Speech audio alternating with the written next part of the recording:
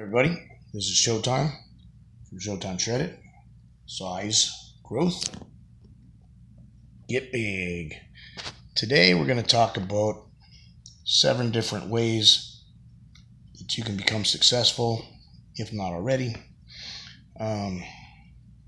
Since I am, number 1 is going to deal primarily with fitness, since that's where my passion is at. And then 2 through 7 is going to deal with a little bit of everything else. And since I am a fitness enthusiast, vitamin and supplement medicine enthusiast, just remember that friends are medicine to the heart and vitamins to a healthy soul. Now, whoever made this quote needs to throw in true friends are medicine to a wounded heart and vitamins to a healthy soul. Here's why. Because you're going to have, if you're lucky, on 1 or 2 hands, you're going to be able to count all your friends and your true friends. And then you're going to have your wannabes and you're going to have your acquaintances. And then you're going to have your friends that are friends until it's time to have your back, and then they're not so much your friends anymore. So you're going to have about 5 to 10 friends if you're lucky, maybe less, maybe 1 or 2. That's okay. But they're going to be your true friends. Because everybody wants to be riding with their friend in the limousine when their friend is making it, they're successful, or they're famous, or they're whatever. But the moment that fucking limousine breaks down and they got to start riding the bus, who's going to ride their bus with them? That's going to be the true friends. When they fall on hard times, when they're going to need somebody to stand by them, the true friends will be there for them. The wannabes, the acquaintances, the not so true friends are going to go by the wayside. That's how you're going to really find out who your true friends are.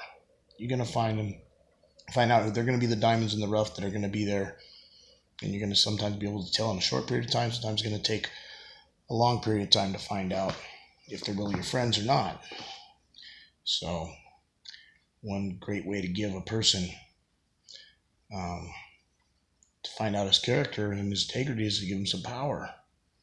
So when you're in a crucial situation where you need to count on that person, you'll find out if that's your true friend or not. So back on board with what we were going to talk about.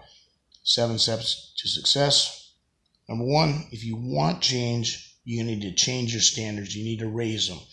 Now, that can be what I'm going to use in my area of experience, obviously, is fitness and competition. So if you're like, I'm a business guy, I want more business tips. Look, man, business people are sometimes the person that most needs this program. If your freaking belly is out there so far you can't see your belt, man, it's going to help your business to be more healthy, more vital, lose some inches, and eat healthier. You're going to want to be around for your kids, your grandkids, and to expand your business and to franchise and to explode and to have energy and to create that wealth for as long as you can. You know, if you've already got it made and you don't care if you die tomorrow, then that's on you. And if you love your life, great. But if you're loving life and you've made it, then lose some inches, man, and eat healthier. Discipline is not punishment; it's freedom. So, don't be saying you're big boned, because that's bullshit. It means you're overweight. You need to lose weight. Don't say that you don't have time because you're a businessman, because Schwarzenegger is one of the most successful business people on the planet, and that fucker's in shape at age 85. He's not that old, but he's in shape. He's always been in shape.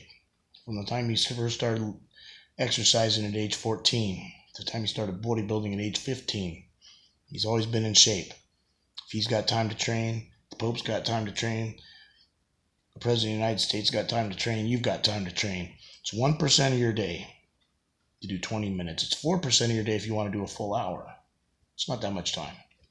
So if you say you don't have time, you're lying. Okay. So up your standards. The people's standards generally depend on how they identify themselves. I'm an athlete. I'm an entrepreneur. I'm a businessman. I'm an employee. I'm a student.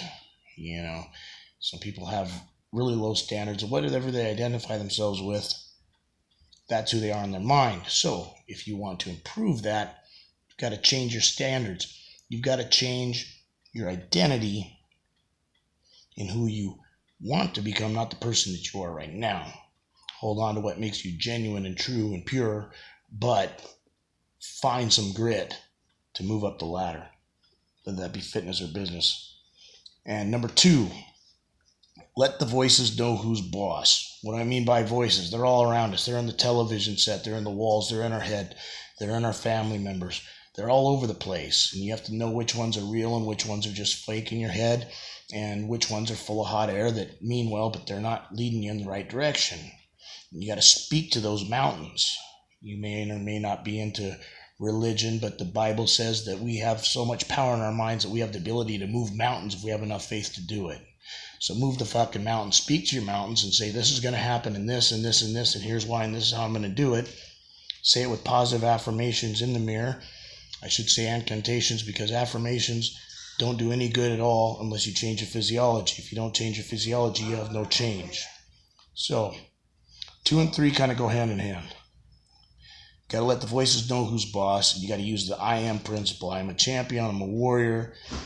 I'm wealthy. I'm fit. Whatever it is, you got to speak to those mountains so those mountains can move like the great sea parts, and you make your entrance. You're the king of your arena, so you go out and own it. Tell those voices who's boss. You don't listen to the negative voices. You just listen to the positive ones. Your negative spouse, whatever it is. So that was the first 3. Number 4, you need to become a machine. I'm not talking the Terminator machine. I will terminate you. Get out of here. I'm not talking about that kind of machine. I'm talking about living like a GPS machine. Sometimes you're going to veer off course. And what does your GPS in your phone or your car always do? It maneuvers you back on course, right? Simple. So if you make a mistake or you veer off course, that's fine. Just get back on course, recalculate, and go. You'll eventually get to your destination. And if you can't get to your destination, you might find something. You might find your little niche along the way. Sometimes a setback is actually a setup for something greater. Number 5, if you're going to screw up big. My dad always taught us in football, if you're gonna screw up big. So if you jump off sides, you're not sure, you might jump off sides, you might not have, but you're already in motion. Just go ahead and knock the tackle or the guard or the nose guard, wherever you're lined up off on that defensive line. Just knock him on his ass anyways. Because my mentality anyways, if I'm on the O-line and you're just going to kind of patty cake your way through, I'm probably going to knock you on your ass after you jump off sides anyways, just to get in your head. So you're better off, if you're going to jump the gun, accidentally jump off sides. Knock that guy on his ass with your offense or defense. You're offsides. Screw up big. Now he might jump off sides. You take your penalty, you take your lumps, you take your ass chewing from your coach, whatever, when you get done. But then the next play comes, and because you've screwed up big, knocked him on his ass, maybe he screws up and he jumps off sides next play because he's worried about, is this guy going to jump off sides and knock me down again? Now you're in his head a little bit. Number 6, do the right thing, not some of the time, but all the time.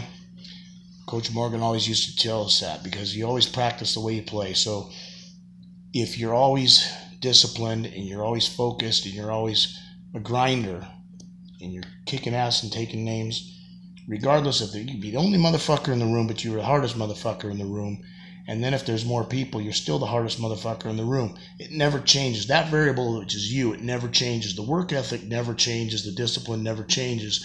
Before you know it, now you're winning, now you're succeeding because you play the way you practice. It works that way in any endeavor in your life. So don't just kind of look around and go, oh, there's nobody watching, so I'm going to half-ass it. Because you never know when you're going to end up half-assing it when it counts. Or you never know who's going to be watching when you think nobody's watching. Got to remember that. Always do the right thing, even when no one's watching. And then finally, number 7, if you want to change your life, you got to change your mindset. If you think this is just the way I was, this is the way my family always has been, this is the way I always will be, we're always poor, this, that, and the other thing, you're already geared for failure. You've already spoke to those mountains are not moving.